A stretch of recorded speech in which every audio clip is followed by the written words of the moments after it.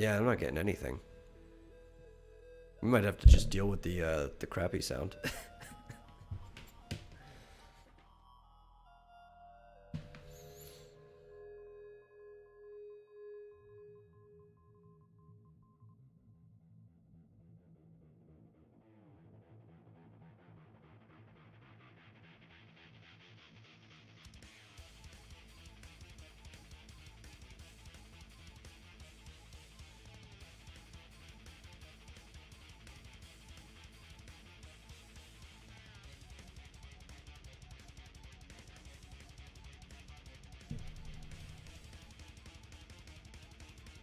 Excuse us, anybody who's here while we work out technical difficulties.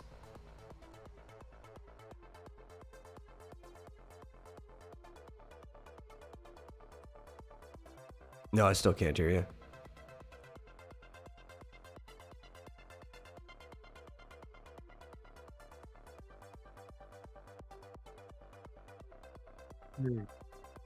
I can hear you again. Yeah, just quiet.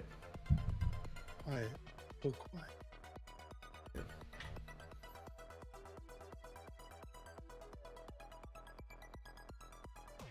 Turn up. Okay. Now you're audible. Is that better? Yeah. Clearer, too. There we go. Yeah. How's that? Yeah, I can hear you just fine now. Okay, great. I gotta figure out this microphone. Yeah. Hello. It's actually good. It's going through this box over here that I obviously haven't got figured out yet. So now it's not. It's actually plugged it directly into my computer. So Oh, okay. we'll see how that works. Yeah. Everything will probably be peachy once it's going through the box and you figure that out, but it is fine right now. Yeah, I don't know what happened there, but anyway. New microphone. Hello. Nice. Yeah, I got to figure out like gain and all that stuff. I don't really understand it all, so. Maybe I can help you with that later on. I used to do like sound setups and stuff like that. Okay, cool. Yeah. Anyway, rough start, but welcome to the Vomitorium, everybody. I believe we're on episode 128. As always, I am your host, The Metal, and joining me is my co-host, Marsupial Gamer. How you doing today? It's great, except my voice is still screwed up. I don't know why. Just will not heal. So maybe I need to go to the doctor. That might be a good idea. It's not one thing, it's the other. It's like freaking last year you were just coughing nonstop all the time. Your voice sounded hoarse. Now you sound like you have somebody squeezing your throat. I mean, it's pretty much the same thing. So, I mean, I don't know. Well, your voice doesn't sound as dry as it did last time. It still sounds kind of hoarse, but it just doesn't sound like it's something scratching it on the inside. Okay. Yeah. Good, I guess. Yeah. We're getting there. We're getting somewhere. Yeah. But yeah. So lots of interesting things happening. We do have a lot of things. Did you have anything you wanted to bring up before I roll into anything? Well, one thing that a friend of ours pointed out to me on Twitch about an old story, actually, from January, in that remember when Phil Spencer was talking about cross-platform banning? Yes. Concept of if you're banned on one platform, you can be banned on all platforms. And he was saying, I guess it was kind of hypothetical at the time, and obviously wasn't something that it was doable yet. Obviously, you'd have to coordinate all the game companies. Well, a friend of ours, My Sketchbook 340, pointed out to me when I showed him the article that what Spencer was technically talking about was not, I think he used very poor wording, and he wasn't actually talking about banning, he was talking about blocking, cross-platform blocking. So if an individual wanted to block another individual, that they could easily block them on multiple platforms, which I'm perfectly fine with that. Obviously, I think we were against the concept of cross-platform banning. Yeah, because that's not what he And made it sound like at all. But yeah, right. And obviously, if there's cross-platform compatibility with, where you're connecting the accounts in that way, it could definitely lead to cross-platform banning.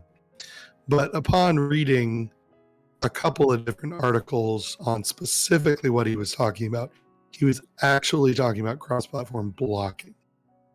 He just used the wrong word.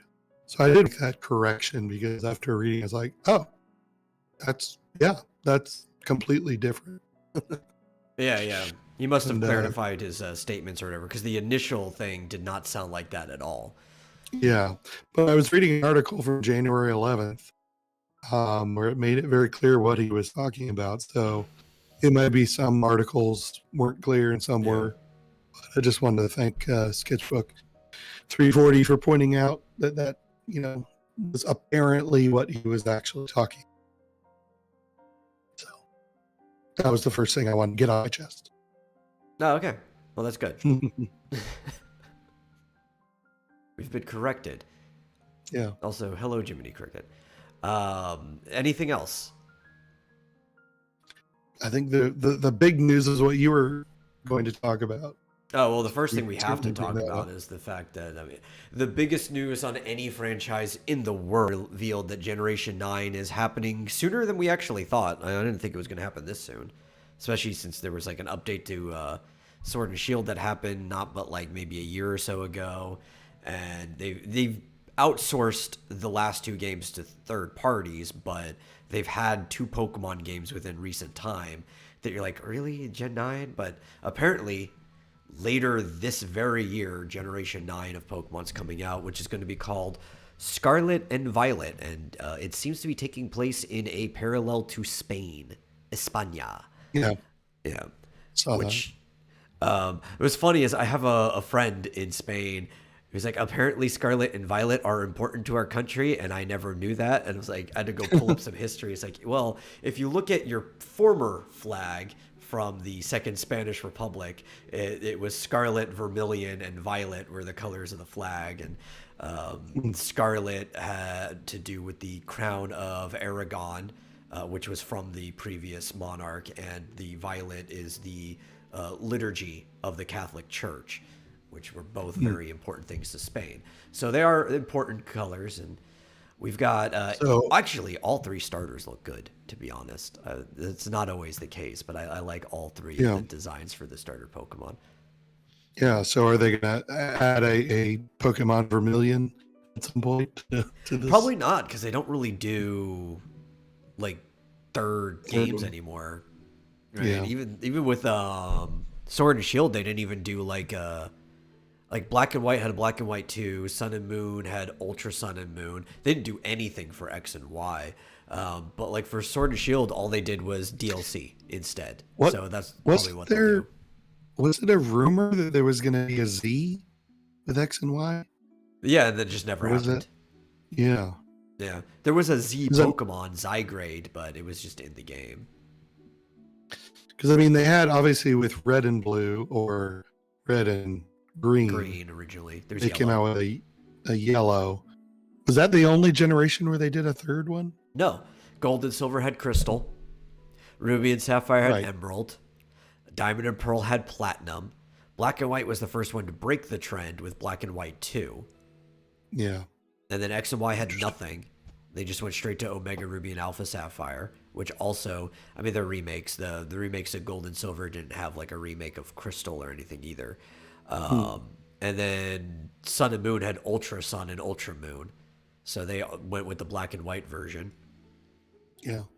And then we didn't have anything for Sword and Shield. They just gave you a DLC expansion instead of remaking the whole game. They just expanded the added stuff, which is mostly what the third one was anyway. So there's really no point to it. It was, hey, there's stuff we want to add to the game. But the only way we could do that is by making another version of the game, with Yellow being the one most distinct, because it was literally changed the starter you could pick. You only got Pikachu.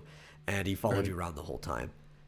And it used the game's weird sound card to actually emulate Pikachu making a sound, like saying Pikachu and stuff like that. Yeah, interesting. So yeah, I agree that the starters all look good. Of course, there's one that's better than the others, obviously. Yeah. And I also that would like be how Grass all Kitty. three of their names basically literally mean their name if you use like Spanish Espanol, like the proper Espanol and things. So it's like we've got Sprigatito, which means grass kitten. We've got the Fuecoco, which basically means fire croc, and we've got Quaxley, which is just a water duckling. Yeah. Yeah.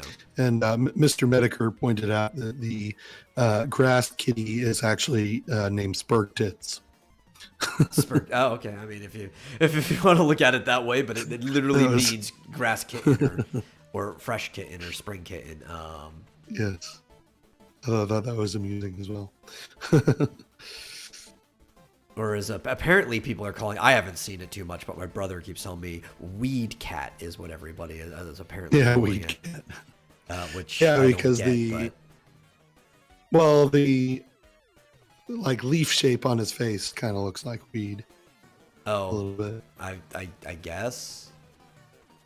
Some people also are a little bit bothered by the artwork on the face. Are we still live or? We're live. Our move. connection's just kind of today. We're dealing with what Okay. we can. Checking. I've noticed some people have a little bit of a problem with the artwork on the face. One of the eyes looks a little bit askew Oh, to the side too much, and some people have corrected the art and moved the eyes. Now I think it's a perspective thing because the main artwork it's looking off to the side, yeah. but some people were just saying it just doesn't look right, but it's still It very looks cute. fine to me, I guess.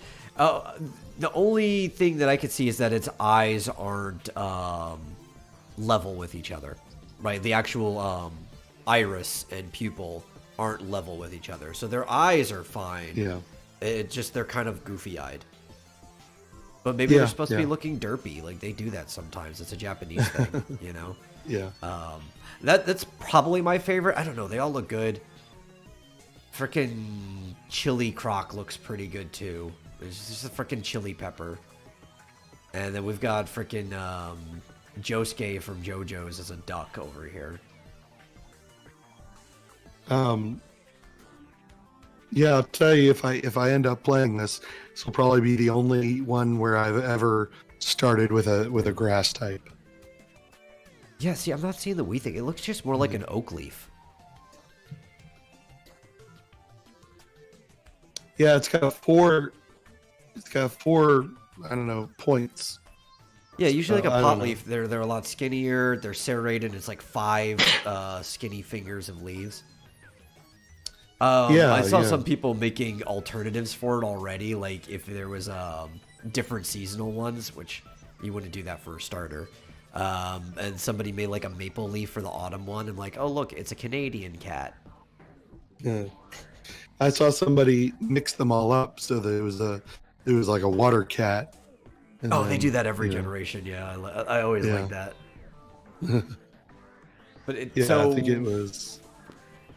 overall, it looks like it's going to be using a lot of stuff from Legends Arceus, and that is concerning to me. There's some cool things that could come out of that. It depends how much they're borrowing from Legends Arceus. Because there's a lot of dumb shit in that game, including... What are they borrowing? Well, so it's an open world game for sure. That you could tell that from the trailer. It's the same engine as Legends Arceus, so it's the same engine as Breath of the Wild that it's made in. Now, Yeah. what they do with that engine, I mean, you could do almost anything with an engine. You could be mostly stuck to the ground if you're not using, like, the Pokemon flight to get around or anything like that. Because you do eventually unlock flight in most Pokemon games anyway. It's just fast travel. Except in Omega Ruby and Alpha Sapphire, there was, like, a soar mode where you actually flew above the map. And Mhm. oh, they want to see the art? Okay, I actually have it pulled up here. Let me show you the one thing they actually did for the starters. Where is my? So here's a quote from somebody on Twitter. I did not spend 4 years listening to people complain about how Sword and Shield looked just to get tweets like this. And the tweet actually has been deleted, but Yeah, it was basically saying, I miss the Sword and Shield graphics. yeah. That they thought the Sword and Shield looked better than this new one. I've seen a lot of people saying that, which I don't understand. It looks way better in the Sword and Shield, but a lot of people are just complaining about the graphics, period. And honestly, graphics aren't a big deal to me in Pokemon games, like, at all. Except for maybe the sole exception of Pokemon Snap, which is a game entirely built around taking pictures, so the graphics should be good in a game like that. But otherwise, it's like, I would rather them be stylized and look cartoony. That's Pokemon. Do you want me to show the? Do you want me to share the art? I already have it on the screen. Oh, you do. I just have it directly in OBS so they can see it. I'm a little behind on Twitch here. I think everybody's a little behind. I'm green now, but we were getting some lag at the beginning, so there's probably just some delay. Oh, I see. Yeah. Oh, yeah, that's from the video. Yeah. The trailer. That's the trailer. That's the core art that's shown around. They did put versions of them that don't have a filter or background so you can see them, but that's basically the official art of them. Yep. And apparently like to somebody see- dropped a beef and broccoli bowl in front of me, so I'm gonna eat while we're talking. Would you like to see alternate versions? Sure, if you want. Let's see. So we've got the grass cat, the water duck, and the fire crocodile. Yeah. A lot of people were And calling here- it apple gator, which is dumb. It clearly looks like a chili pepper. Yeah, that's true.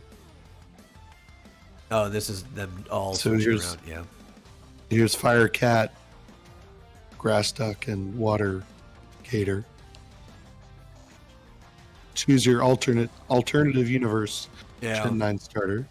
See, so the problem here is there hasn't been a grass duck yet in Pokemon, but even for starters, there's already been a fire cat and a water gator, so I get why they didn't Yeah. go with that.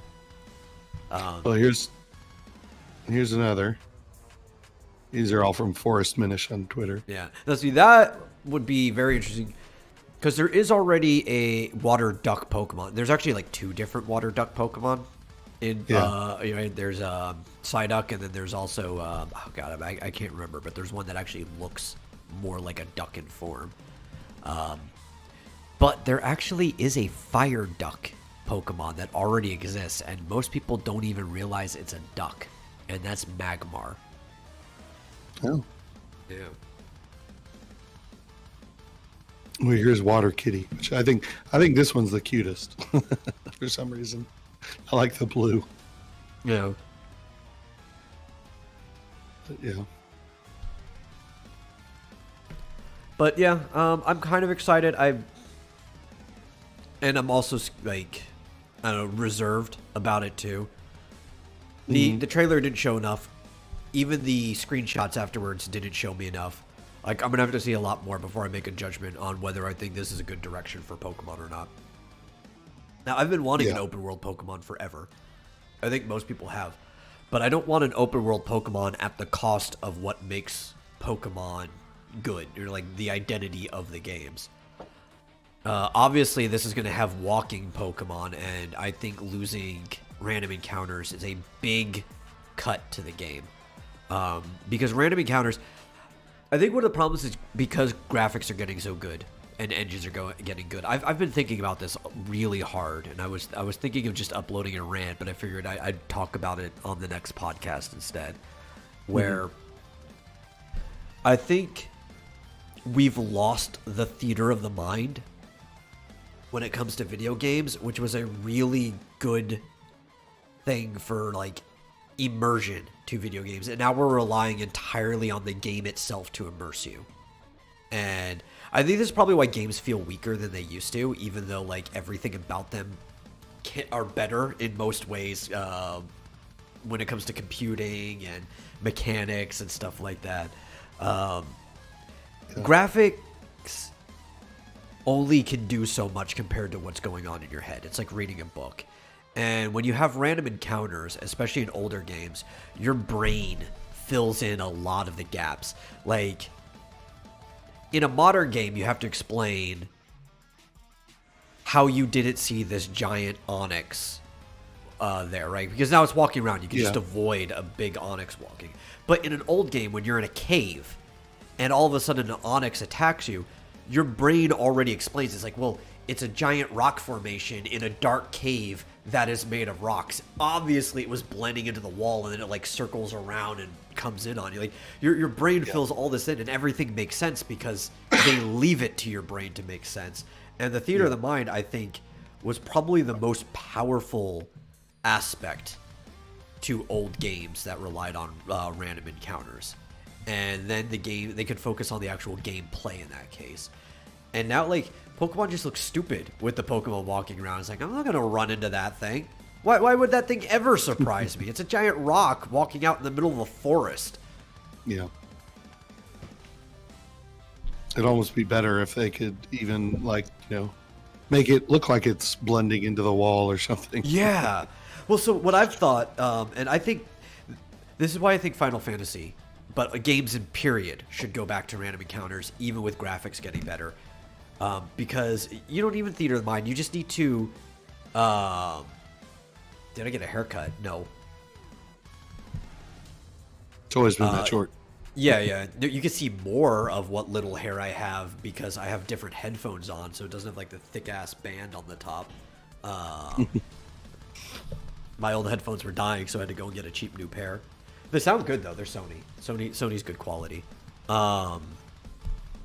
Yeah, but like, so what? The reason I think they should go back to random encounters is because they can make random encounters cinematic, especially if you want like, I don't know, you can make it like a quick time event. So I was always thinking like Final Fantasy, which I think is the staple of what random encounters are, right?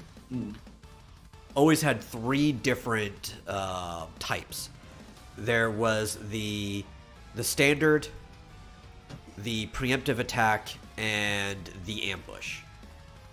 In 6 they had surrounded, and they've brought that back a couple times where you could surround them or whatever, but really that's just a version of preemptive or ambush. So you could do that cinematically with enemies. Your characters could be like caravanning through the woods, whether it's on foot, whether you're in a jeep or something like that, and all of a sudden the camera could get taken control of by the game itself. And like a huge ass wolf could be running through the forest that was rendered out of your camera angle. And depending on what type of attack that the game rolls for you, it could flip your car over or whatever, or attack it, and your characters could roll. And if it's just a standard battle, they could just like roll into place and lay outside of the attack and reset. So now you and the enemy are on equal footing.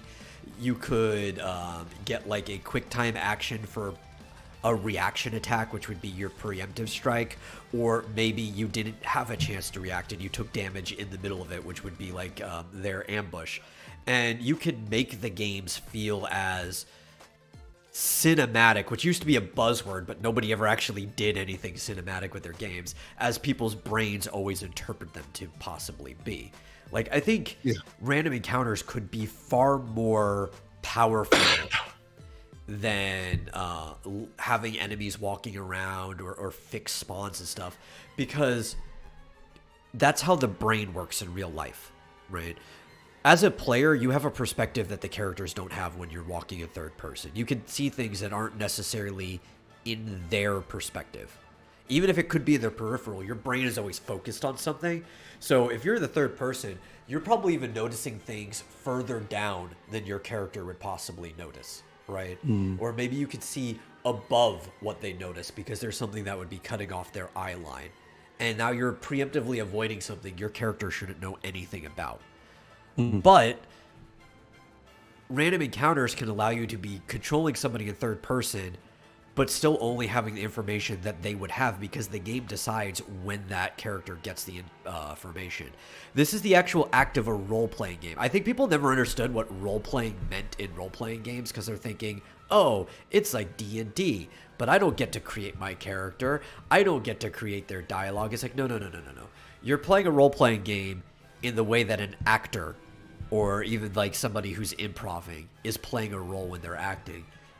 Everything about your character is set out for you, and you have to be able to have agency in the world within the limitations of that character, which is like the proper way of playing a tabletop game. Most people break the limitations of their character all the time because they're thinking with their brain instead of sticking to like what the characterization is. Mm-hmm. Well, I find having creatures roaming around, like I think about Dragon Quest XI, where you're looking out into a field. Yeah, not necessarily. I mean, it depends on if I want to level up or whatever, if I'm grinding. But you look out on a field, and there are just a ton of creatures wandering around randomly, and it kind of breaks immersion for me. Like, it doesn't look realistic. It's just like, why are these random creatures wandering around like that? It doesn't look right. It just kind of looks contrived. Whereas if you're just kind of wandering around, if there was nothing, and then it's just like, boom, you're in a battle. It's like, I don't know where they popped out from.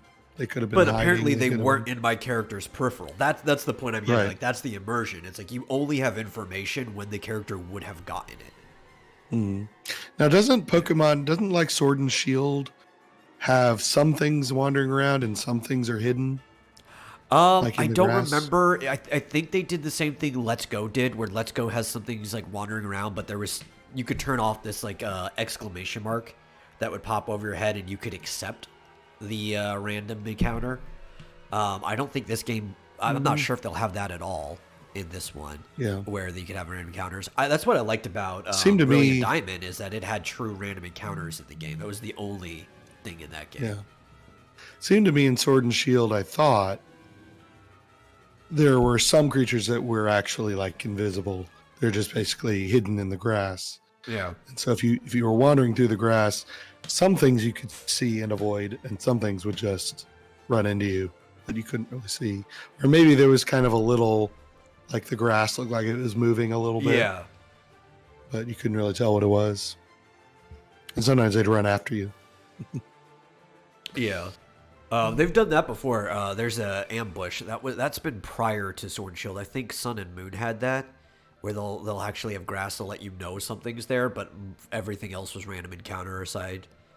But yeah, it's like, I don't know. Especially Pokemon had such a good reason in game for why you didn't know battles were coming, right? Like, I understand Final Fantasy or Dragon Quest, there's certain characters that are the size of like a house. There's certain things you're fighting that are so big. How did you not see this thing coming, right? The literal giants that you can fight, right? But Pokemon, even the biggest Pokemon, well, actually the biggest Pokemon, if you're not fighting like a Wailord in the ocean, and it makes perfect sense why you never know a battle's coming in the ocean. You're floating on top of the ocean, and the fucking thing is deep as shit. But aside from that, like the biggest Pokemon are usually the legendaries, and those you just kind of like walk up to. There's like an actual icon for them in almost every game. But there's always like good reasons. Like most Pokemon are in tall grass, and I've seen people shit on that idea. It's like, oh, like how's a fucking what's it called? A drowsy, which is like the size of a child, gonna hide in tall grass because they think tall grass means like, oh, I haven't cut my lawn in a few weeks. That's tall grass. It's like, no. Have you ever actually walked outside like to prairies and stuff?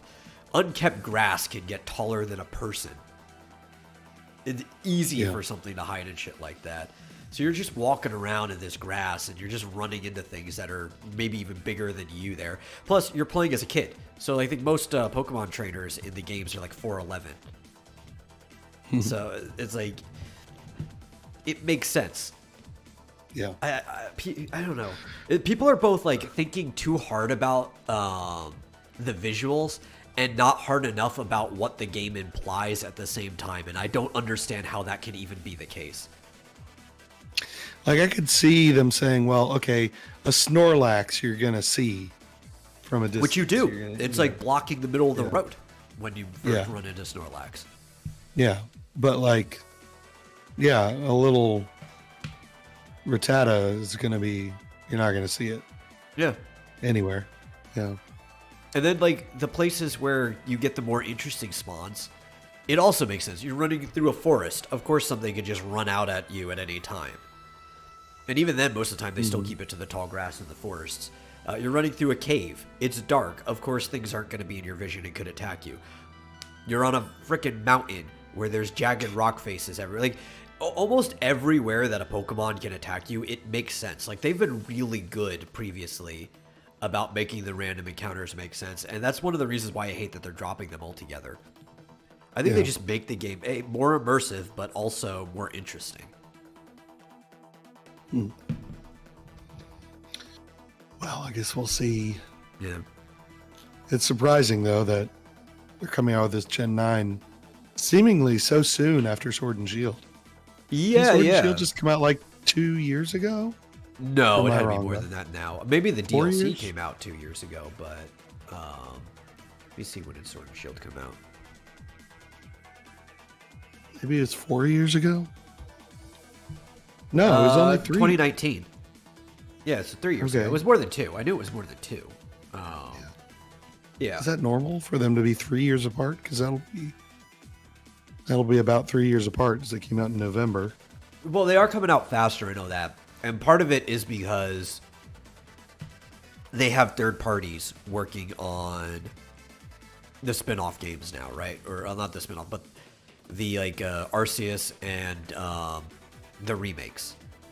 Because typically you might get like a 2 to 3 year gap between a generation and a remake using the same engine, which is what they typically did, starting with the Game Boy Advance. Oh, excuse me, man, gassy. So like you would have Ruby and Sapphire, and then Emerald would come out like maybe a year or so later, where they added like the Battle Frontier, and then maybe 2 years after that, you would get Fire Red and Leaf Green, and then that's kind of been the formula. And then maybe 6 years later, or maybe whatever the next console generation, because that used to be the gap, right? Which is why a 6 to 7 year was standard, because it used to be a console generation thing. Then you would get the next one. But now, since the Switch is going to last longer than they had previously intended, they've got other companies working on the remakes and or spin-offs. And so many people bitched about the last one, because as much as there were people who liked Sword and Shield, it was almost 50-50. About equal amount of the fan base bitched about Sword and Shield. I think they felt like they needed to get this one out, and they had the time to do it since they're not the ones working on the remakes.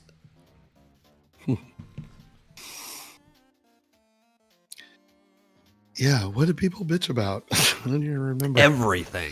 Just the incomplete Pokedex, I guess.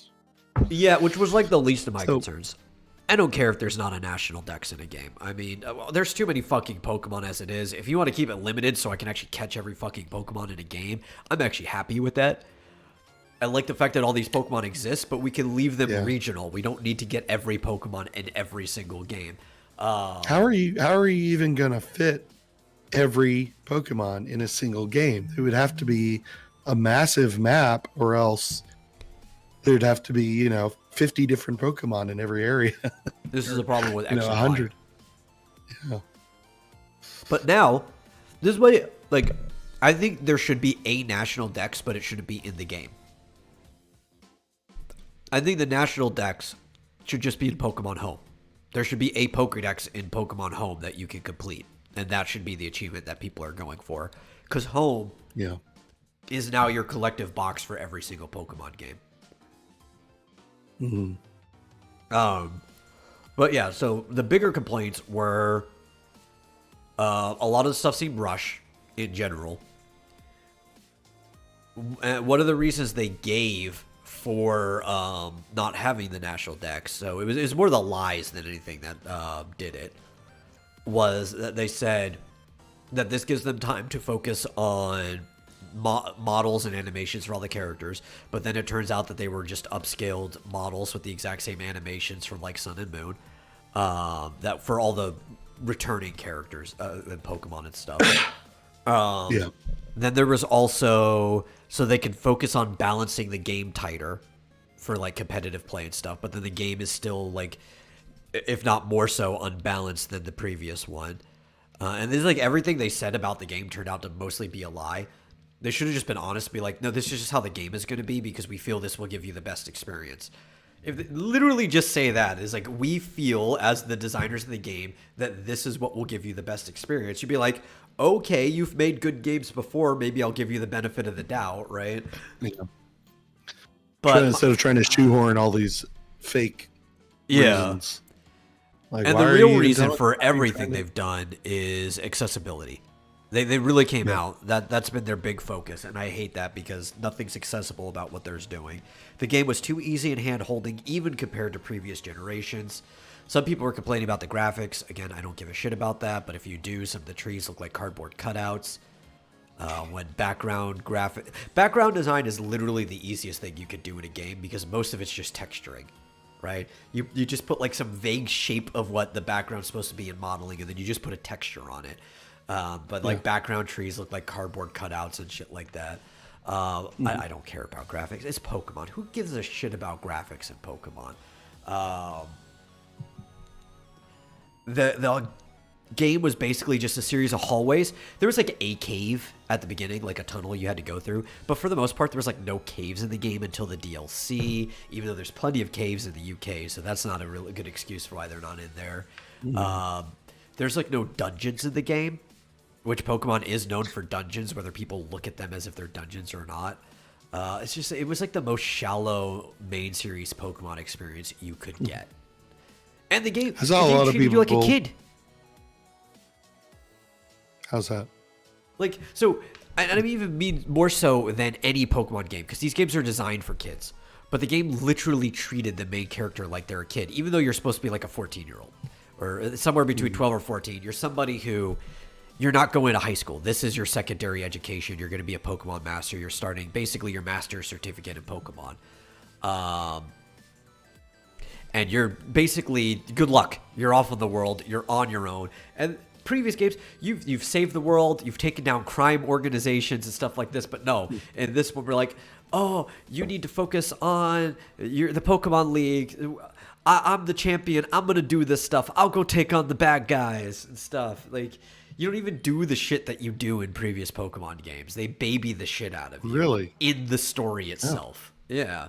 Fuck Leon. I didn't know that about that game. Yeah.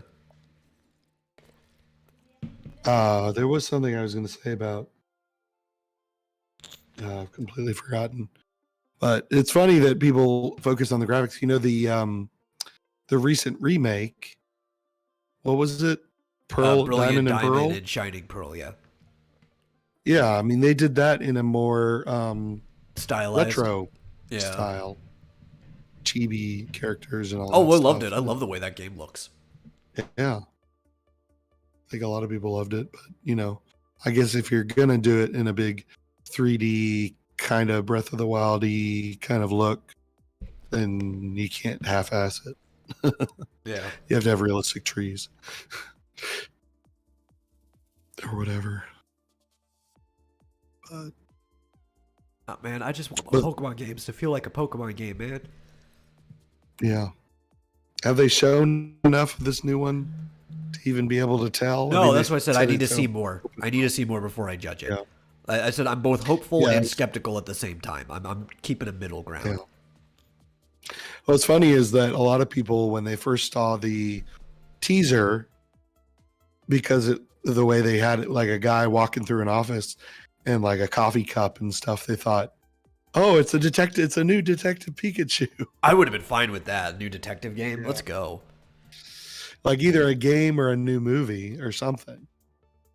But yeah, people were like, "Oh, Detective Pikachu! Oh no. Yeah, it's I would have been Gen fine 9. with that. Like, no complaints there. Detective Pikachu's an easy game, but I'm not going to complain about it. It's the first in its series, and it's designed to be an easy game. It's like Kid's First Phoenix Wright, right? Yeah. And it's like, okay, that's fine. I mean, these are kids' games. I think Pokemon games are easy as it is before they have to do anything to handhold it. Like, they are kids' games, and I always look at them from that perspective. When I say they're too easy, I'm not saying they're too easy for me. Every single Pokemon game at this point is too easy for me. I'm trying to look at it from the perspective, like, if I was a 10-year-old playing this game, would I find this too easy? Oh, I remember what I was going to say. In watching people play Sword and Shield, all I ever saw people doing was doing the breeding with the eggs, and they'd get on their bike and they go around in a circle and they check the egg. Yeah. I was like, people are doing like, is that the case with every generation? Because I don't remember ever seeing so much people sitting there for hours trying to breed fucking Oh, Pokemon. no. That's been like that since, not since Gen 2, because nobody really cared about IVs back then, which are the inherited values. Yeah. But that's the first time you could breed. And also because there weren't shinies yet, because shinies, there were off-colored Pokemon, which are the first shinies. There was like 6 of them originally. But you don't really get shinies till the 3rd generation. But that's also when people started caring about inherited values and shinies at the same time. So that's where the breeding came in. And people have been doing it since the Game Boy Advance. The difference is, until Sword and Shield, nobody in their right mind streamed themselves doing that. That's people used to not stream themselves grinding, if you remember that, like, or even record it. That's like if you were watching a Let's Play, somebody would be like, okay, I'm gonna go grind off camera. You guys will pick back up when I'm ready to go. Because it used to be considered rude, or like you're wasting your audience's time to record yourself grinding, unless you're like you'd record yourself grinding anyway, and you would only show it if you thought you said something really interesting during that time, and you'd cut directly to it. But like that used to be the stuff you cut out of entertainment. But now everybody wants literally everything, or they're too lazy to cut, or whatever. They don't want to do something off stream. So even something as boring as IV and shiny grinding eggs, people show on stream. And I think it's fucking ridiculous. I've never seen anything like it. I'm like, what the fuck is this? This is worse than a stream of grinding in an RPG or something. Oh, it is worse because it is a form of grinding. It's way worse. But it's actually more of a form of mining, right? Yeah. Like panning for gold, because they aren't just looking for a shiny. What? No, it gets worse than that. They aren't just looking for a shiny, because you can get a shiny from an egg. They're looking for a shiny that has good IVs, which are inherited values. Those are the base stats that a Pokemon comes with, right? That will kind of depict its growth. That also has a good nature, which and a good ability, because some Pokemon can have more than one ability, right? So there's these 4 values that are all independent, so the RNG on them are independent. So you have to stack them together on the odds of getting the thing you want, and it can literally take you 1,000 eggs to find the thing you're looking for. Yeah. Which means they release all of them. They're just dropping babies into the wild to fend for themselves. There's invasive species everywhere, and like I don't get it. Like, who the hell is watching fucking, no offense to her, but like Miss Click get on her fucking bicycle and go around in a circle, check the egg, go around in a circle, check the egg, literal 1,000 times. I'm like, oh my God, this game looks like it sucks. Like, I own it, but I've not gotten to that part, and I'm like, I don't want to play this because, oh my God, that looks but you don't actually have to do that, though. That's an optional thing. I know you don't. Yeah. But it makes the game look bad. Yeah. It makes the game look really bad. It's like, oh my God, this game looks terrible. These are like only the most hardcore people who care about shit in the game, though. Right. Yeah. Well, it's like the Chocobo breeding in Final Fantasy VII. I didn't do any of that shit. Yeah. And did just fine without it. It's just like, oh man, I've never seen anything like that. It's crazy. Is there going to be that in Gen 9? Probably. Oh yeah, there's breeding in every Pokemon game. Ever since Gen 2, there's been breeding. You go to the daycare center, you leave 2 Pokemon there. And that's the thing, too. it's not like you get this big ranch where you can have multiple things breeding at the same time. You can only ever breed one egg from two parent Pokemon because of the way the daycare is. So you just pick the two. But again, breeding, actually, I'm gonna tell you on how awful the people complaining about the national decks really are. The bulk of the people complaining about no national decks really only care about two Pokemon at the end of the day. And having a national dex just guarantees that those two Pokemon are in the game because every Pokemon's in the game.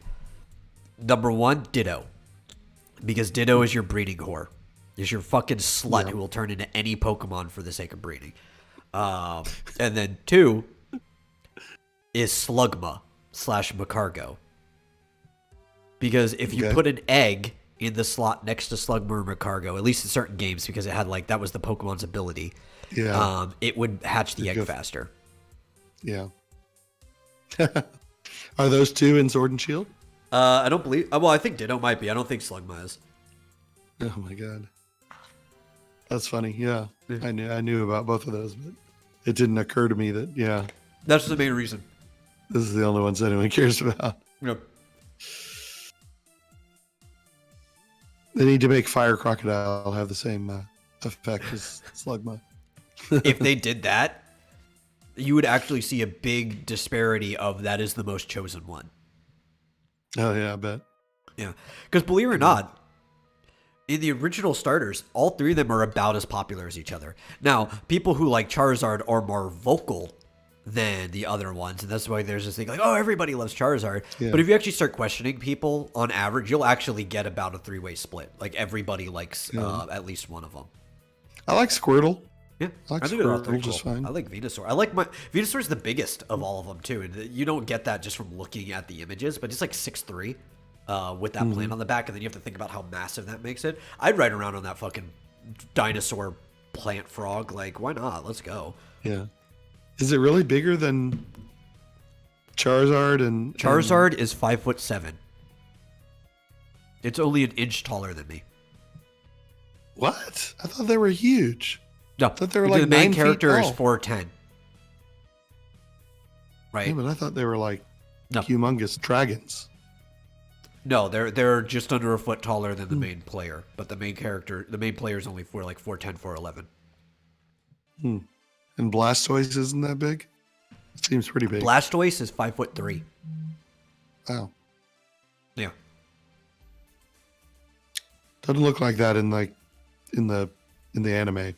You go to freaking Cerebi.com or Bulbapedia right now. Those are the official heights for those characters. Now, the anime screws up the height of everything. Trust me. That's just because they dig everything to quick interpretation when they make an episode. The heights of things even change from episode to episode, right? Yeah. Like Pikachu is like 2 feet tall with its ears. Yeah. Pichu is half that size. It's like 1 foot tall. Oh, yeah. It doesn't look like that in the anime. Yeah. It looks like maybe 3/4 the size or bigger. I mean, Wailord is like the size of a football field. What is? Wailord. It's like the largest Pokemon. It's like 300 feet long or something like that. It's like the size of a football field. I mean, Charizard in the anime, it looks like fucking 9 or 10 feet tall. It's huge. Oh, well, it's even big. So Ash is, again, he's under 5 feet, right? Yeah. Oh. But even in the anime, Ash's Charizard is shown to be a small Charizard. So there's actually a Charizard, like, daycare or whatever, where they have huge ones that even if Charizard is the right size compared to Ash, the other ones are, like, nearly 7 foot tall.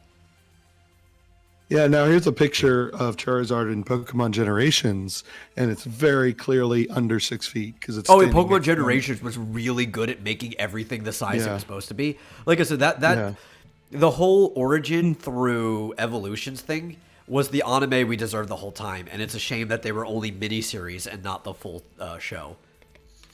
Yeah, I got him standing next to a person who's probably about 6 feet tall, and it looks at least 6 inches shorter. Well, even like some of the gym leaders compared to Ash, right? You see a lot of the gym leaders in Origin because through the montage, Hmm. and you can compare them to Red, and Red's shorter than them because he's a kid. But Lieutenant Surge only looks like he's 6 foot when in the montage.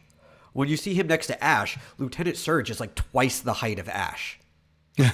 which would make him to be like 8, 9 feet tall almost, right? Like it's ridiculous the scaling of things in Pokemon, the anime, because they don't give a shit about anything when they draw it, right? They care more about perspective, like how does the thing feel, than accuracy.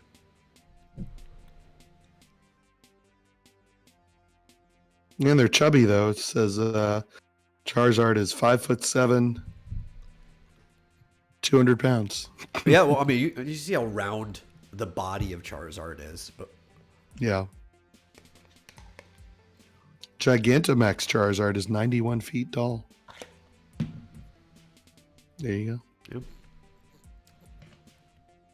And because I've been I had playing no Pokemon idea. so long, I actually used to have almost like an eidetic knowledge of the original generation of Pokemon because I had the official Pokemon hand book, which had like written Pokedex information about everything. It had like their heights, their weights. It even had like both the English and Japanese pronunciation of the names. Mm-hmm. And that like the anime, the English translation says all the names wrong for the most part. Like very few Pokemon do they say the names right, and they're only the ones that are easy to say right, like Charizard, right? Like the starters they get right because they're hard to fuck up. But then like there's Pidgey, there's Pidgeotto, and the anime calls it Pidgeot, which I get because it sounds like it goes into the same naming convention as the other ones. It's Pidgeot. Mm-hmm. It's pronounced Pidgeot. Mm-hmm. It's even spelt like pigeon, but with a T at the end. It's literally Pidgeot. Just like the character from Super Mario Brothers 2 that you can fight. One of the little flying things are Pidgeots. Yeah.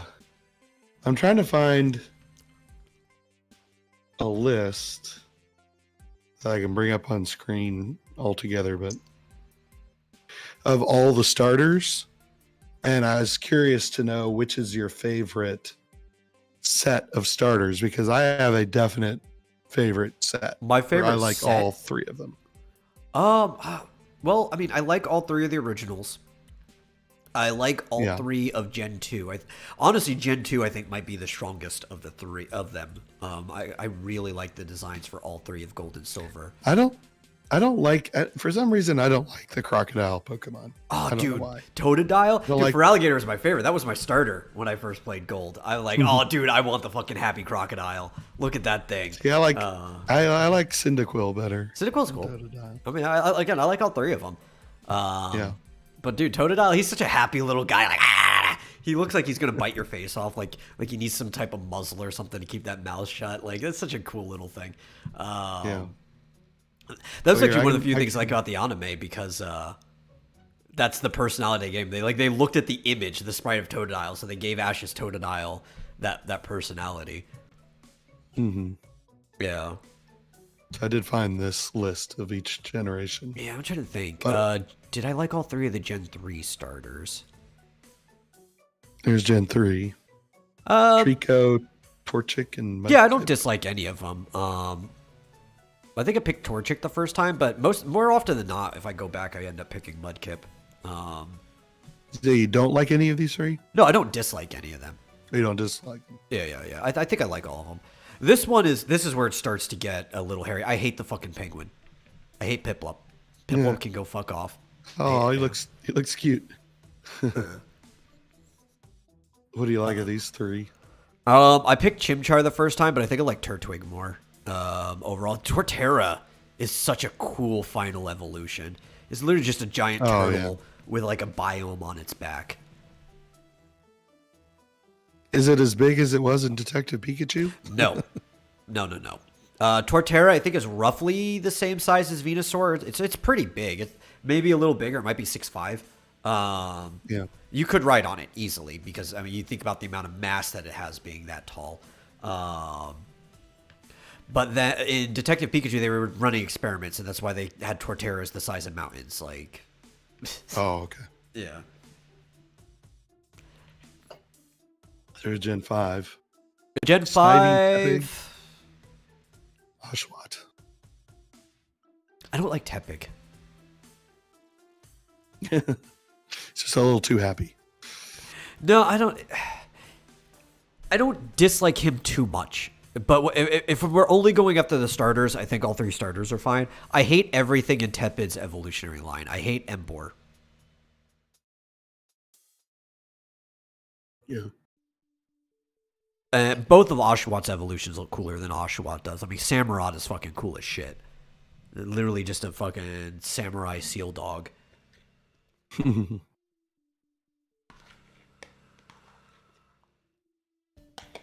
I hate Fennekin. Actually, I just like both of them. I like Froakies last stage, Greninja, but Froakie looks stupid. I hate this design. I hate all 3 of Fennekins. I like Chessman. I was Chessman all the way when that game came out. Yeah, I like Chessman. Is Fennekin the one that gets like a stick? Yeah. She becomes bigger? a witch. Yeah.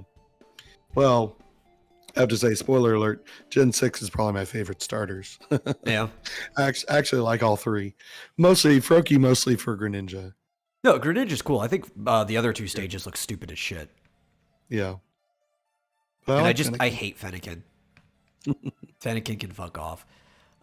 This is probably the only one, except Gen 1. I like all 3 of the Gen 1 ones, but I like all 3 of the Gen 6 starters as well. I have to say. I hate the owl. I hate the seal. I hate the seal too. Especially the weird mermaid final form that Poplio gets. I hate the whole clown aesthetic. I don't Yeah. I don't like that at all. I love Litten though. Litten's one of my favorites. Yeah, dude, Litten's the best. Fucking Captain Insano, Dark Turn Heel, let's go. Fucking. That's what I named mine. I named mine Captain Insano after Sergeant Slaughter's character in fucking Waterboy on the TV. Yeah. Courtesy of Captain Insano. Litten. And then I love Score Bunny as well. Kind of. I don't know. I'm not super big on any of their designs, but I'm not hating any of theirs either for Gen 8. Yeah. I think if I had to go with anyone, I probably would have just defaulted to Score Bunny. It's got the simplest and I guess most aesthetically appealing design, but I'm not like really big on any of them. What's up with the American slice of American cheese on its nose? I don't know. I have fucking no idea then. Yeah, they did the same thing with. Also, why did I say Sergeant Slaughter? It was Stone Cold. Steve Austin was the one who played that. Oh, is that who it was? Yeah, Stone Cold played Captain Insano. Yeah. They did the same thing with Fuecoco. They put a little piece of cheese on his chest. Everybody knows if you throw cheese on anything, it's cats. Yeah. I don't know. Well, I like Gen 9. It looks yeah, I good mean, so I like all 3 of them. It's been a while since I've liked all 3. Yeah. All right, I'm gonna stop sharing. Yeah, we talked enough about Pokemon. It's been an hour already. Let's talk about something else. Oh man, we can never talk enough about Pokemon. Yeah. Well, half of it was just me bitching about the direction Pokemon's gone, as usual. So that's nothing new. No, we still can. There's just not much. Like they haven't announced much other than that. That's all they've shown. I think we've exhausted that. Yeah. Subject. I've got so many pages up too.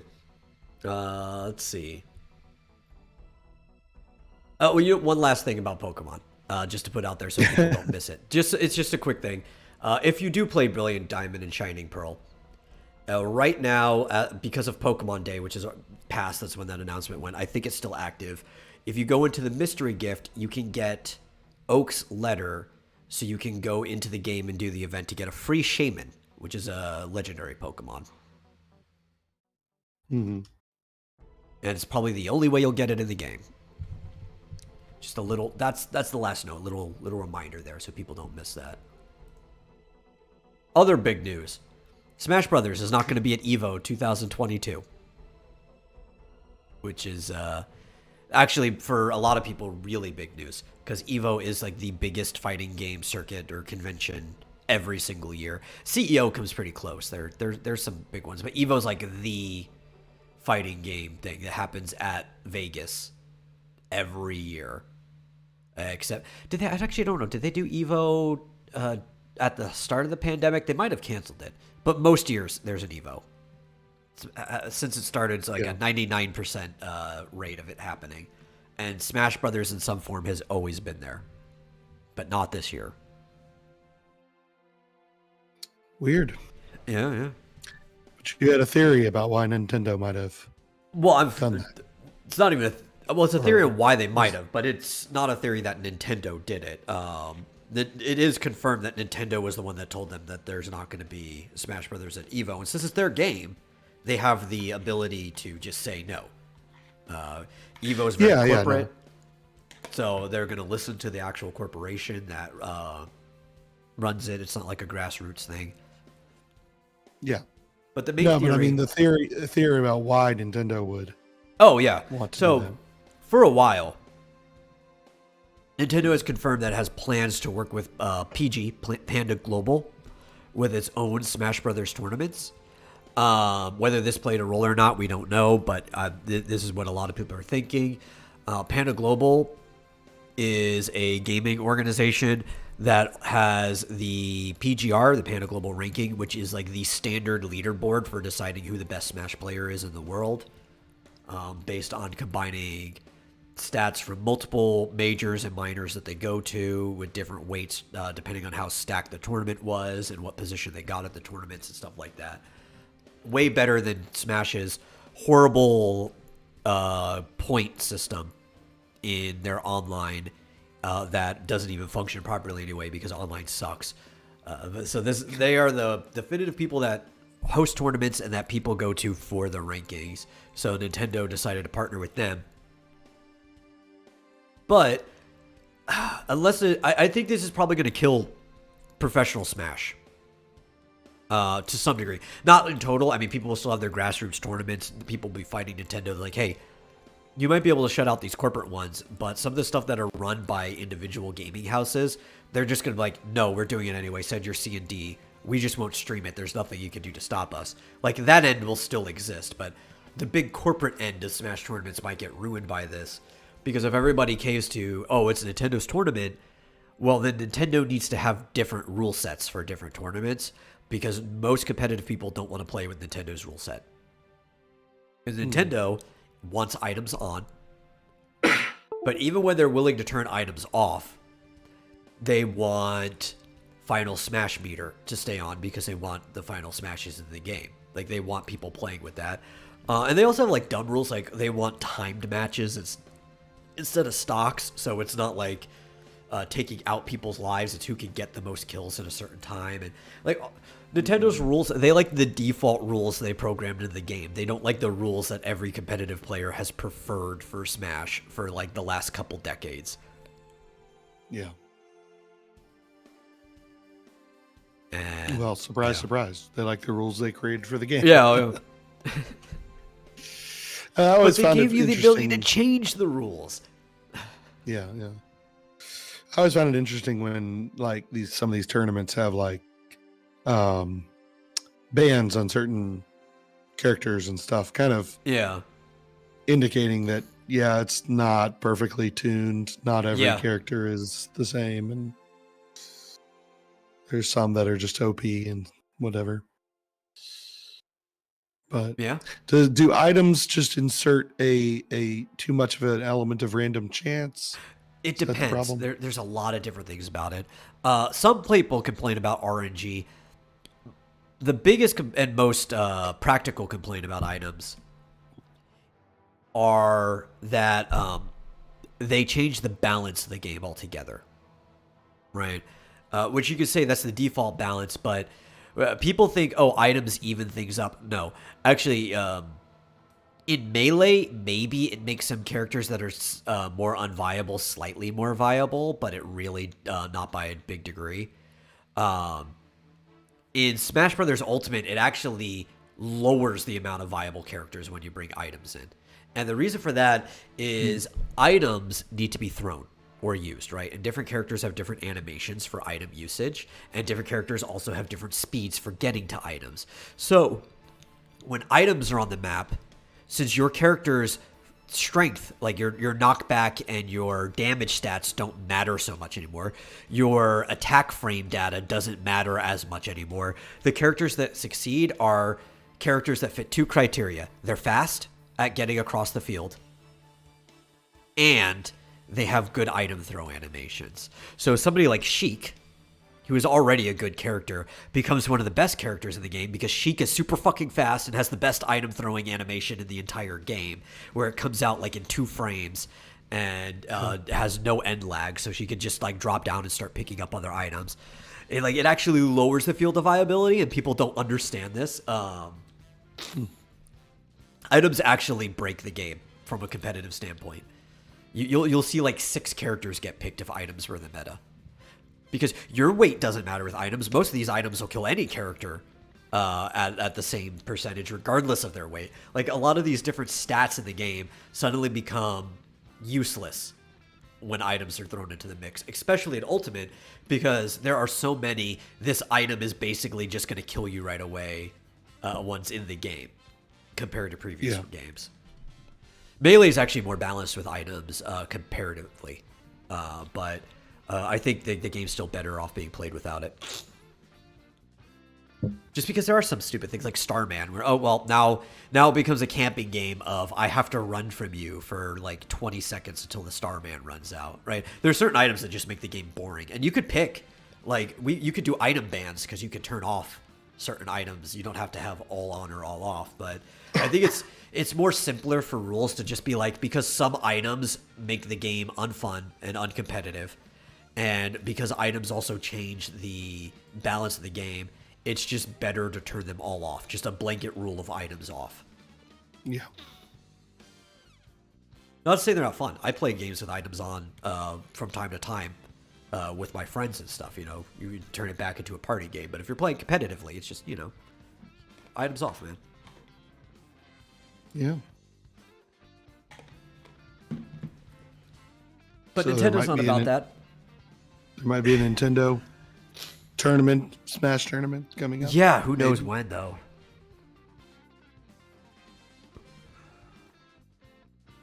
Part of it, too, another factor, is back in March 2021. So the main sponsor for EVO was Capcom previously. But in 2021, Sony announced that it was buying EVO. Now, I don't think Sony... Okay, maybe I need to take this statement back before I say it, but I'm going to hope that Sony isn't such a petty company that it would ban or get into a fight with Nintendo about its games or how it's hosted and stuff like that. I know Sony's got a big gripe against Nintendo that still kind of stems from when Nintendo fucked them over at the beginning and how the PlayStation got made in the first place. Which I think everybody knows that story by now, so we don't have to repeat that over. But they're still holding on to that dog for some reason. How long has that been? 2 decades? Since Nintendo fucked Sony over? A little over? Maybe 2.5 decades? Well, with the PlayStation? Yeah. You know the story behind the PlayStation. Yeah, like 2.5 decades. Yeah, almost 25 years by now. Yeah. They're still holding on to that? I guess. Surely nobody that was working at the company at the time is still there, though. Are they? You'd think so. I wouldn't think so. So this one janitor who moved over during the move to the States because he's like, that dang Nintendo. Or even Nintendo, like ethnic Japanese. Like, most of the people that were there at the time are probably dead by now. No. There's a lot of people who are still working at Nintendo who was there at the time. Yeah. I mean, the biggest person who would have helped decide that is definitely gone. He doesn't work there. Because I think that was even before Iwata came in. Because I think Iwata came in, after the turn of the millennium, because he had already done stuff like go over and help the Pokemon games and stuff like that. So it would have been the previous president that who I believe was part of the family that owned Nintendo before they started passing it on to other people. He's definitely not there anymore. Yeah. So yeah, no, there are people. I mean, Miyamoto is still working at Nintendo. There's Anuma. There's a lot of people who are there, but the ones who made that decision definitely probably aren't in charge anymore. It's funny we've come full circle to the Switch, which takes cartridges again. Yeah. What was funny too is like, it wasn't even like a cartridge problem or anything like that, right? It was more of, instead of investing in new technology, they just decided to go with Philips, who already had their working CDI engine. I mean, Sony? No, Nintendo, right? That was the whole how they fucked Sony over. Like they were paying Sony to work on an attachment for the Super Nintendo, the PlayStation originally. Oh, yeah. Which is why the PlayStation controller just looks like a Super Nintendo controller, but later on it has joysticks. And Nintendo just decided, no, they didn't even tell Sony. Sony was ready to reveal, and they're just like, no, we're going to go with Philips, who already has the CDI working. Already has the technology. We're just going to put our games on that. That sounds like, yes. I've dealt with a certain company that basically did that to me. Oh. It was like, yeah, we know you've been working on this project for 2 years, but we're going to go with this other company. Does it rhyme with gizzards in the roast? Yes, it does. Okay. By the way, we didn't tell you this, but we're also working with this other company. We're going to go with that instead. Yes, I can see being mad about that 25 years later. Yeah, 25 years later, yeah. I'll probably still be mad about that 25 years later. You're gonna somehow ingrain it into your kids to be mad about it like 45 years later. Exactly. All right, kids, we hate Dungeons and Dragons. You'll be like fucking 90 on your deathbed, and you're just gonna be like, never forget. Exactly. Yeah. Speaking of optical disk drives. Yeah. Did you see that Pioneer is coming out with a brand new optical disk drive in 2022? Nice. It says I have no idea why we need it. But... I know. It says the demand for optical disks and optical drives is expected to increase. Why? I'm not sure. I don't know, man. But yeah, they come out with this brand new disk drive that it sounds great. It can really quickly burn quadruple layer BDR discs up to 128 gigs. So if you want to burn a 4K Ultra HD Blu-ray disc in super speed time, then you can get this drive, I guess. Yeah, but why? Do they understand that flash memory has exceeded what discs can do? Oh, I know. Yeah, like, I mean, look at that. You don't have to burn anything anymore. 128 gig drive. I mean, I can get a flash drive that's at least half a terabyte. Yeah, if not, you can get a whole terabyte, like SD card. Yeah, I know they're working on like 2 or whatever, but I mean, you can get a terabyte SD card if you want. My micro that's in my Switch is like twice what that drive can hold. Well, also burns CDs. Yeah. And DVDs. Why don't they just make a player that can read micro SD cards for TVs and stuff, so that, like, there's no reason to burn anything anymore. Like, you don't have to write memory to a disk. I can literally just move it as rewritable memory onto a flash drive. That's.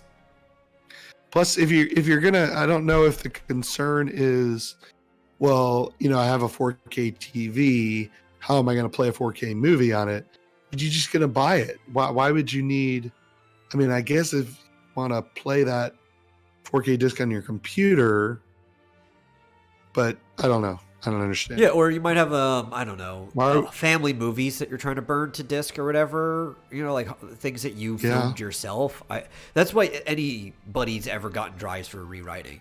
To be honest, if you're the other side from piracy, But some of us have gotten it from piracy, but most people, like the average Joe that buys a disc writer, was getting it for their own photos and movies and stuff like that. And it's like, you don't need that anymore. You can get a small little HDMI hookup that plays things directly off of the SD. It's easy. You can just take it straight from your camera and put it in that. It's already in the format. Yeah. Or just put it on a thumb drive and plug it into your PS5 or whatever. Sure, it'll play off that. So I don't know. I guess I admire the optimism of Pioneer coming out with a brand new optical disc drive. Yeah. Have fun, kids. This reminds me, I don't know, for some reason it just makes me think of like, hey kids, make sure you get your movies on Laserdisc. It's going to be the next big thing. Yeah. Yeah.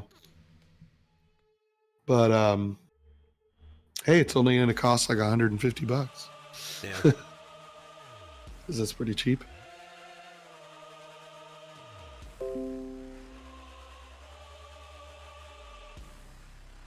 Yeah. What else? I think people should be focusing on owning things physically, though, because as convenient as these streaming services are, they're unreliable. And it's just better if you have some physical medium that's yours, that you can just play whenever you want. Yeah. Sure, it takes up space, but honestly, houses are looking boring. I'll be honest.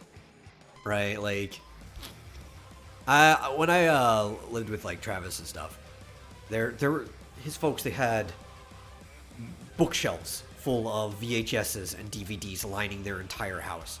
And it was just aesthetically pleasing that their house was like a library that you could walk through. A tight squeeze everywhere, but you didn't mind because it's like, oh, look, there's Bambi. Most houses are like empty now. Most people don't even have like their own library or anything. It's like, I go to somebody's house and you're like, hey, you want to watch a movie? And you don't even look through. You don't have your private Blockbuster. But you're like, just okay, let's put it on Netflix. Like, whatever, man. Like, I know it's easy, but it's boring. Yeah.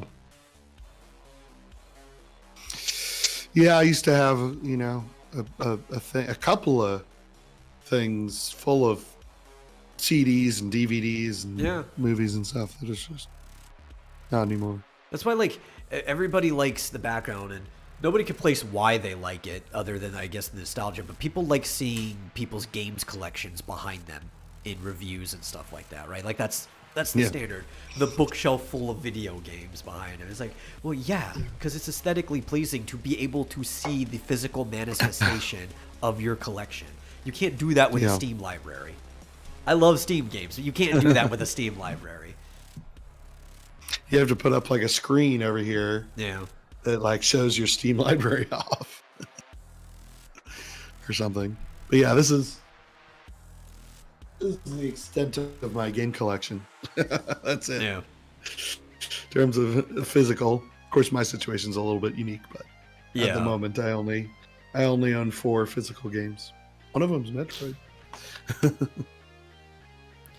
Yeah, that's about the case for me. At least the Switch, I have a few boxes. I do have. I just need like a shelf or something for it. Maybe put it behind me. Move my desk forward. I do have like a fuck ton of Super Nintendo games in a bin back there. There are actually a lot of older games that have just been sitting in a bin from move to move. We've got. I think we lost most of the NES games. Sadly, we do have a few. I think I still have a copy of the original Final Fantasy in there. I'd have to check. But one day I'm looking into. Well, I'm not looking into it right now. It's just whenever I feel like spending the money.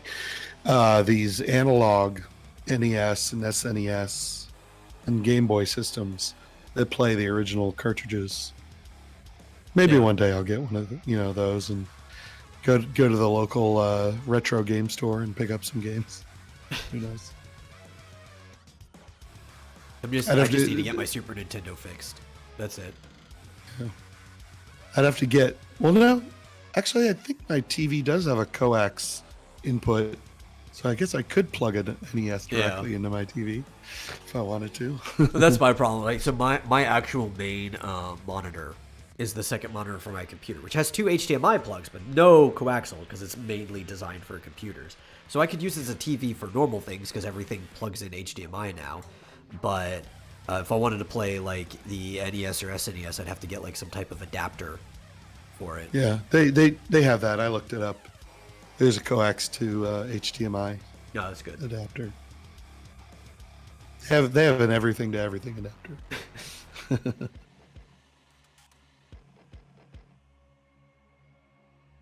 Oh, yeah, no, that's definitely good because especially if I wanted to capture it, I would need an adapter too Yeah. because all my capture stuff is HDMI to USB. Yeah. Yep. You have a chain It of exists. adapters.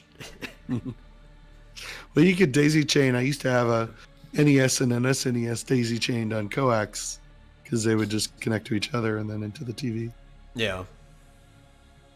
Well, that was the good I don't thing know if about coax is I think because it was straight up cable, it was just an injection into Yeah. a cable line.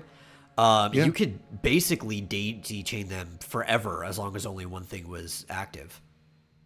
Yeah. What would it do if there were more than one? Would it be the last one? I think it's the last one on the chain. In the I line? think it's yeah. Override any others? Pretty sure that was what happened. I've never tried. Especially because, like, if you really wanted to daisy chain them together, the NES and SNES could each be set to a different channel. Not that you would need more than Yeah. one on, but you could flip between channel 3 and 4, and both games would still be playing. Yeah, in that case, yeah, you could just flip back and forth, and they'd both go through. But if you had like But, 6 things, like, what would you do? I think the one closest to the TV would be the one that would be my assumption. overrides. Because it's like a resistor, Yeah. like the injection. So I would assume it'd be the last one. Yeah, because normally what you do is you take your cable coming from the wall and plug it into there, and then from there into the TV. So it's overriding the cable normally. So it's obviously overriding whatever comes in. Yeah. I think. Well, it's funny. So Phantasy Star Online 2 has a sword that you can get. It's one of the more powerful ones called the Daisy Chain. It's like a big Buster Sword style one, like a Berserk style Cloud Buster Sword, and even like the description is talking about linking together. But I'm wondering, unless you're like an electrician or like used to working with electronics or old enough to have daisy chained a lot of things together, because people don't even use that term for modern electronics much anymore. Even if you do it, I wonder how many players of that game actually get the reference, because it's a sword from the older version of the game too, from Phantasy Star Online 1 that you could get, called the Daisy Chain. And I'm just like, do most of the younger people playing this game get the name of this sword, or they think it's just like has to do with a physical daisy? Probably not. Yeah, I don't know. Probably not. I mean, technically, Well, do you want to talk about I have one going on right now. This camera has a micro HDMI to HDMI adapter plugged into it. That's how it's plugged in. But then it's plugged into an HDMI video capture that is this small little block that's HDMI to USB, which is then plugged into a USB multi-port that's plugged into my laptop. Yeah. Technology. I guess. And speaking of technology, Yeah. you had a story about the Steam Deck. I There are did. a couple Dude, of so Steam Deck stories. people are already experiencing joystick drift. They've only had it for like what, a week at most. Yeah. Not even because we covered it last episode. So, and I think it was only like a day or two of reviews before that. So we're not even a full week yet, and people are already experiencing joystick drift. Now, at least one person I saw on Reddit said that they were able to fix it by basically recalibrating the joystick. Like it was close enough that it was within the dead zone, or they could calibrate it to be within the dead zone. Well, apparently I a don't patch know has if- fixed most of it as well. Valve says these issues were related to the Steam Deck's dead zone recognition, or dead zone regression, and they've already been firmware fixed. But there's no telling how long that firmware fix will keep it that way. It might extend it from not working properly without calibration for a week to well over a year. Who knows? But it seems like a really weird flaw to let your system come out with that you need to send an update to fix. Yeah, it's interesting because I know with the Nintendo Switch drift, it's a physical thing. It was, and it was never noticeable until once it was noticeable, it was beyond a hardware fix. It was, there was nothing you could, beyond a software fix. You couldn't do anything with a software fix. It was a hardware issue. In this case, I don't know. If they could fix it with software, that could either mean, okay, now it's fixed forever, or is it going to get worse over time until it's unfixable with software? Yeah.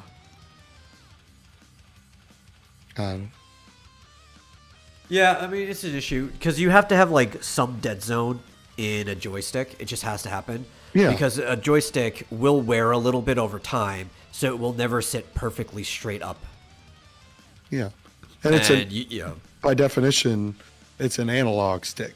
Yeah. It's not digital, so it's going to be, there's going to be fractions of a micron one way or the other. So. Yeah, as it starts to tilt.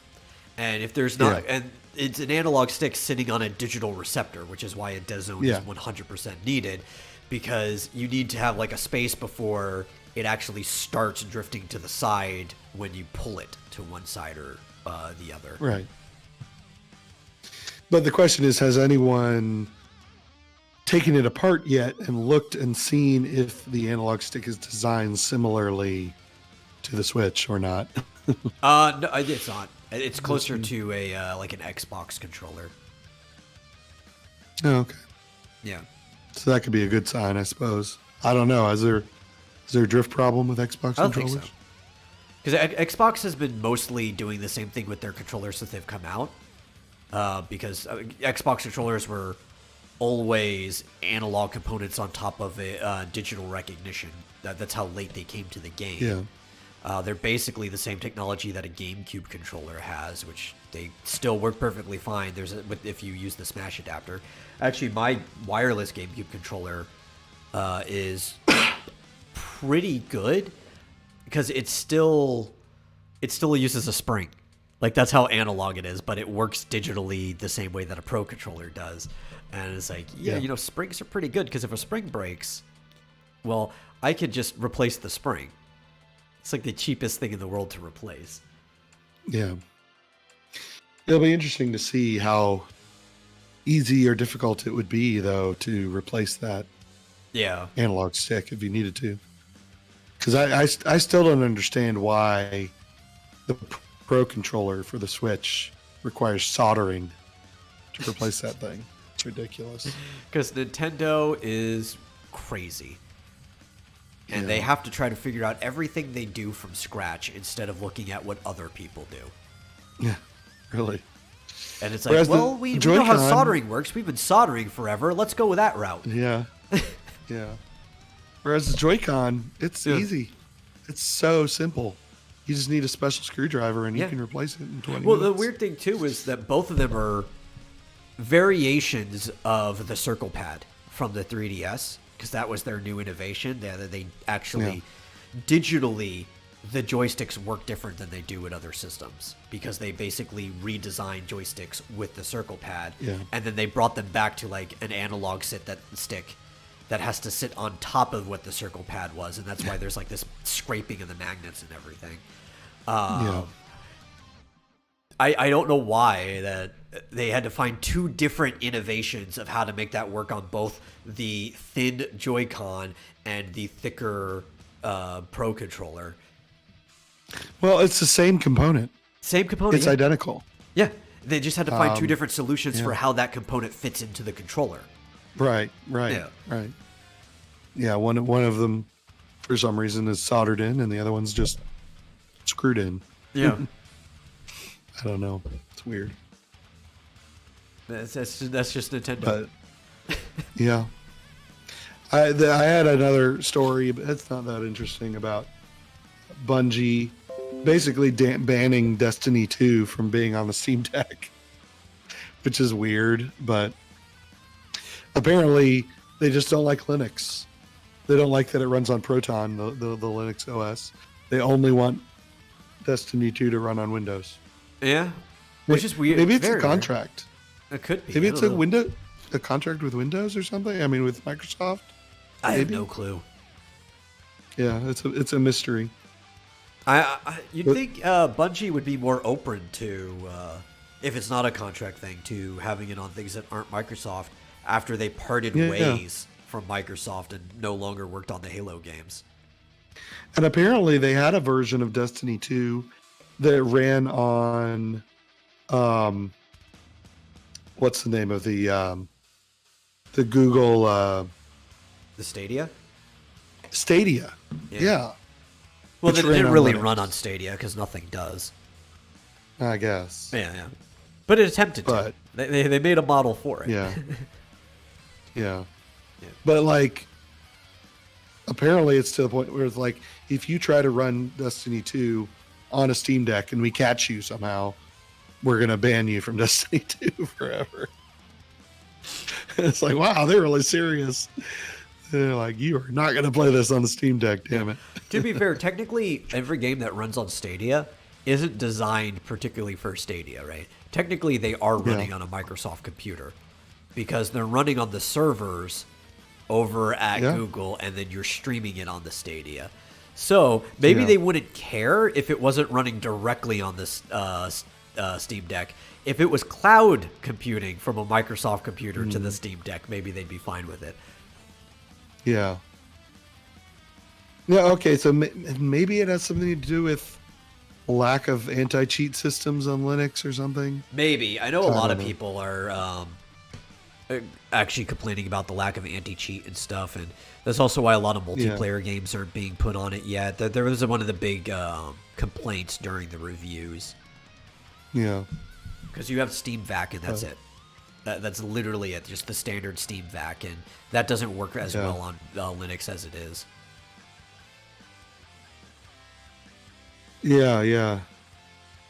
That's I guess the going theory is that it doesn't have, I guess there's a thing called OS Secure Boot on Windows that can somehow ensure that you're not cheating, but there's no such thing on Linux. So. But yeah, well, I mean, the Windows one sucks anyway.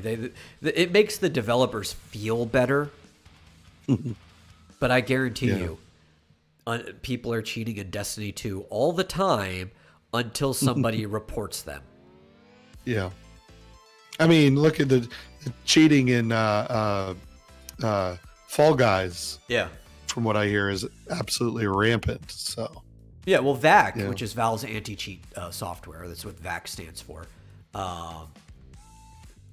sucks, right? Yeah. It hardly ever stops people from actually cheating, and a lot of times it gives like a false positive where like a mod or something, or even like your virus protection software, like if you have certain ones like Avast or whatever, will actually trigger the VAC and stop you from playing the game. It ends up hurting people who aren't cheating more than not. Because a VAC should not count an aesthetic mod as cheating. Because client-side stuff only affects you. It doesn't affect anybody on the server side. But that's not even the worst part. It's like when your antivirus triggers the VAC, then you know there's problems with it. It's like, oh, I have to disable my antivirus to play this game? That sounds safe. Yeah, really. Anyway, that's all the Steam Deck news that I have. Yeah. And besides, it's 7:35. Yeah, we're over. Oh, we didn't even get to talk about the fact that, quick thing, all of Funimation's content is moving to Crunchyroll. They actually are finally doing what everybody's been complaining about. You only need one service.